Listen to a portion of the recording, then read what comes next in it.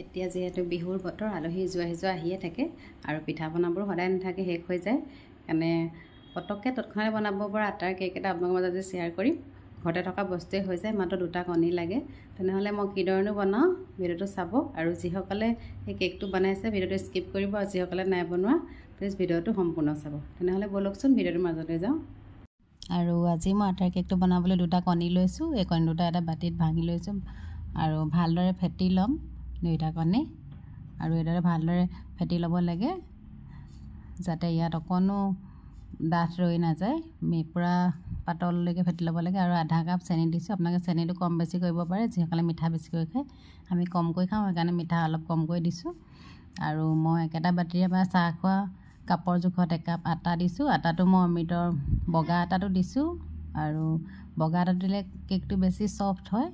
ৰঙা আটাটোতো বনাব পাৰে, কিন্তু এই বগা আটাটোত বেছি ভাল হয়। মই দৰে বনাওঁ। আধা কাপ ৰিফাইন অইল দিছোঁ। আৰু এয়া মই আধা কাপ কেঁচা গাখীৰ দিছোঁ। গাখীৰটো কেঁচা হ'লে বেছি ভাল, পকোৱা গাখীৰো দিব পাৰে, কিন্তু কেঁচা গাখীৰটো হ'লে বেছি ভাল হয়। আৰু এইখিনি ভালদৰে ফেটি লৈছোঁ। এতিয়া মই ইয়াতে আটাখিনি দি ভালদৰে মিলাম। এইখিনি যিহেতু মিহি আটা পূৰা, এইখিনি চালিবলৈ দৰকাৰ নাই। পেকেটৰ আটা এইখিনি মচলাই নাই, তেনেকৈ দি দিছোঁ। আৰু একেটা ডাইৰেকশ্যনতে ফেটিব লাগে, তেতিয়া কেকটো ভালদৰে ফুলে। আৰু মোৰ বস্তুখিনি আটাইখিনি জোখত হৈছে, আৰু এইখিনি জাষ্ট ফেটি থাকিলেই হ'ব পূৰা জোখত।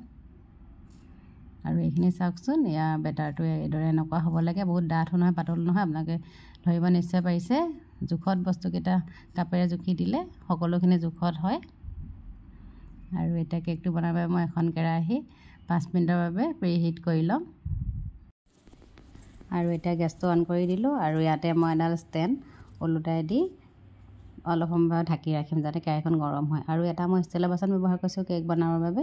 ষ্টিলৰ বাচন কেকটো বেছি ভাল হয়। আৰু অকণমান তাতে আটা ছটিয়াই লৈছোঁ। ময়দা নহয় দেই, আটা ছটিয়াই লৈছোঁ। আৰু এতিয়া মই কেকটো শেষত 2 চামুচ বেকিং পাউডাৰ দিম।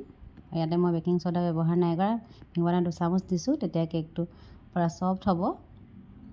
আৰু এই বেটাৰটো চাওকচোন, একদম প্ৰায় জোখত হৈছে, পাৰফেক্ট হৈছে। আৰু এতিয়া মই ইয়াতে আটাইখিনি বাকি দিলোঁ।